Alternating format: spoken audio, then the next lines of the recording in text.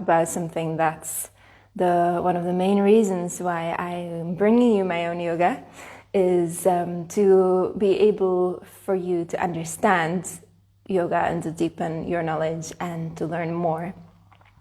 And part of it, I believe, is understanding yoga styles. It has become quite tricky to wrap our heads around what kind of yoga styles are out there, which class to select in a yoga studio, which class to select when you are clicking on choosing your class on your streaming service, yoga service, or which style of yoga should you study if you want to deepen your knowledge. So I believe whether you are trying to deepen your practice or whether you are deciding which yoga class to go to, it's good to know what yoga styles are out there.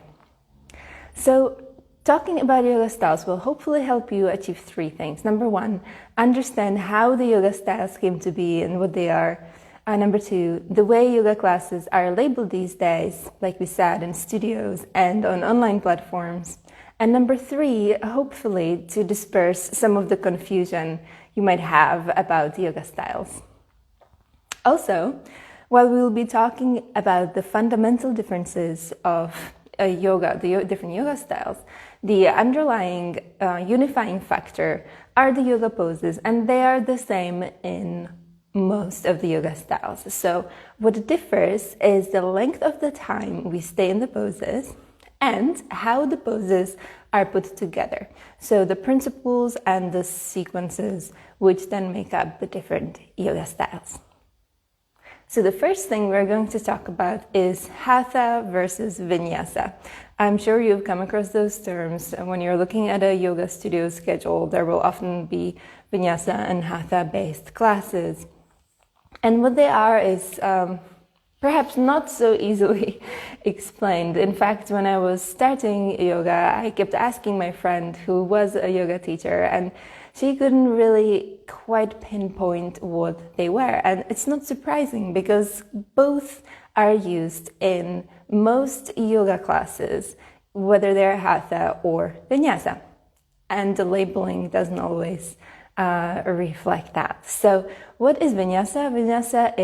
Vinyasa yoga style is when we flow from pose to pose, and we perhaps stay for one inhale in one pose, and for the exhale of the same breath, we might already be in another.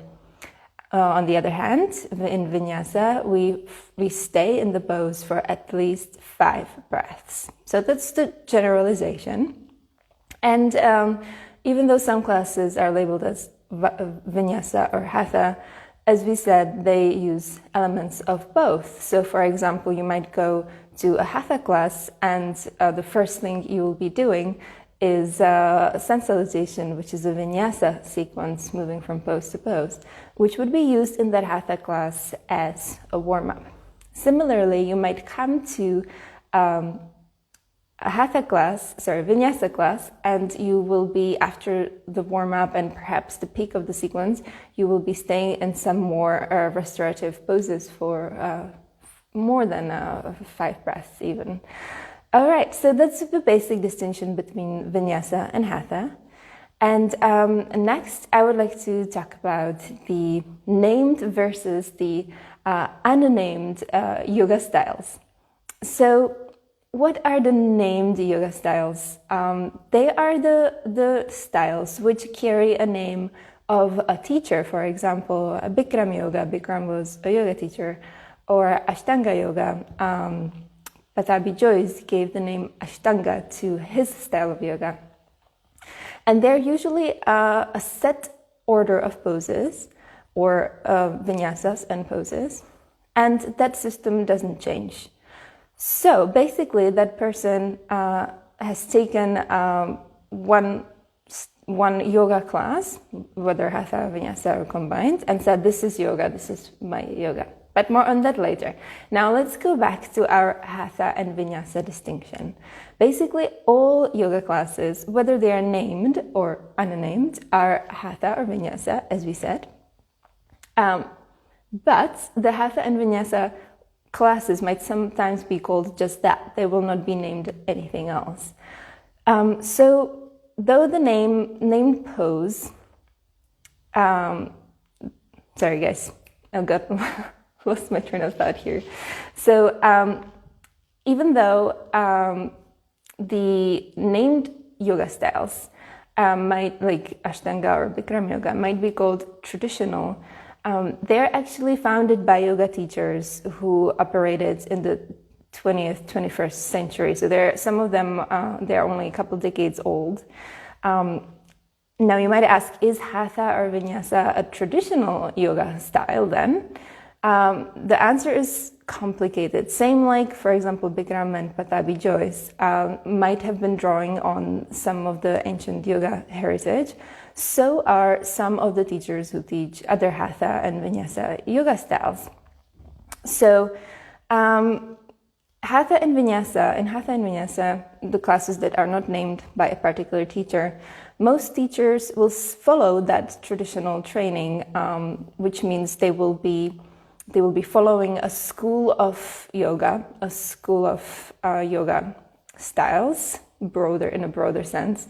They might be, for example, let's say Indian teachers who have gone through years and years of training, and then they have done their bachelor's and even master's in yoga, and they will have studied with a particular yoga teacher or yoga guru. Or even teachers who've gone through the teacher trainings as we know them now. And those will follow what is mostly taught in those trainings is the principles of healthy sequencing, how to put poses together in a safe way, about yoga pose categories, which yoga pose belongs to which, and then how to safely make a class out of them. Now, this sounds like a lot of varieties, and there are, and each teacher will then bring their own particular knowledge into this. So we might have yoga teachers coming from physiotherapy background, so we could say that their style of yoga would be more modern, based on more modern approach. So there are as many yoga styles really as there are yoga teachers. All right, so let's talk about those other yoga styles that are named after a particular teacher. So this name you might have heard of, Krishnamacharya, was an Indian yoga teacher who died in 1989. And loads of the yoga styles as we know them now that are named after a particular person are styles that were founded by his students. So even though Krishnamacharya was the first, or one of the first teachers who started developing the more vinyasa-styled classes, or styles rather, some of his students claim that their yoga is the original yoga and that it draws on the Patanjali heritage, which was, he was an ancient sage from as far before as 2 centuries BCE.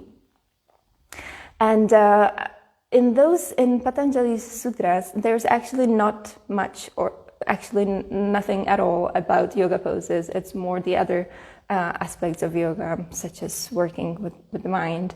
So it is a complicated bit of history. And when somebody claims that the heritage is based on so-and-so, I just wanted you to know that if we are basing something off of the suits of Patanjali, it is mostly philosophy and other yoga techniques, not as much the asanas.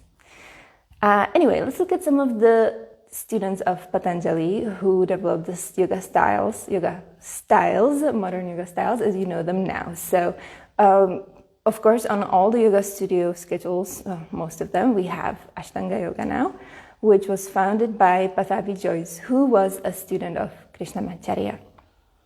And now let's not get confused. This is a common error. Ashtanga means the 8th path limb of yoga. So when we talk about Ashtanga Yoga, Patabi Joyce has chosen that name, but it does not represent the 8 limbs of yoga, which include breath work, mind work, and so on.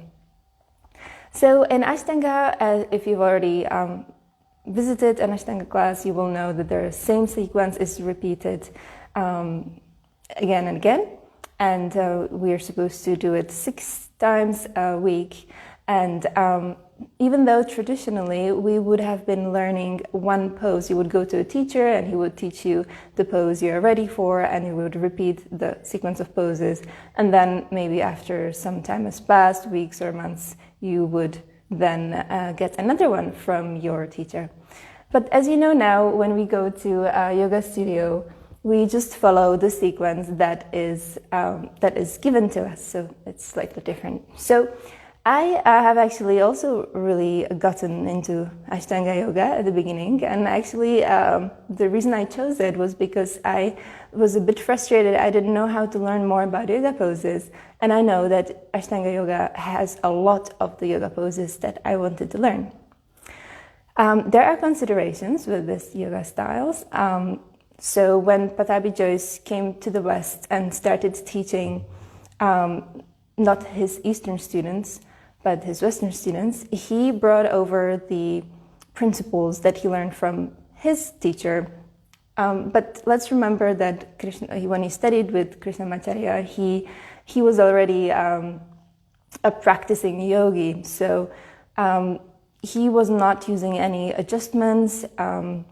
So then when he came to the West and started teaching in that way, it's still till this day, there are the school of thought in Ashtanga Yoga is that no adjustments should be made. So again, something to consider if you're considering this style. And then some of his students, so Pattabhi Jois' students, then went on and launched yoga styles such as Power Yoga and Rocket Yoga. So those will be coming from the same heritage. So now you know if you go for that kind of class, that's what it is based on. Other yoga styles founded by a singular person are, for example, Bikram Yoga, which is a style of hot yoga, where we have 26 yoga poses that are practiced in a heated room. That style became very popular in the 70s. And if you're choosing that yoga style, you might want to look into what happens to the body if we practice yoga in a heated room. And also I would recommend researching if you're already going deeper with your yoga knowledge and you're studying about yoga categories, look at the sequence from that perspective. Okay, we have 2 more to go. So next category that is often labeled as a yoga style is restorative and yin yoga, which is different kind of practice as you I'm sure already know. And then also lastly we have specialized yoga styles such as prenatal, postnatal, and we also have yoga therapy. Yoga therapy is an amazing thing. It's a therapy for the body and for the mind.